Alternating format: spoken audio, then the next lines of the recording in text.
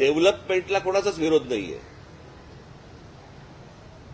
पण त्याला कुठच्याही आकार उकार नसताना केलेली डेव्हलपमेंट ही तुमच्या अंगाशीच येणार. काय होतंय आपण हे पिल्लू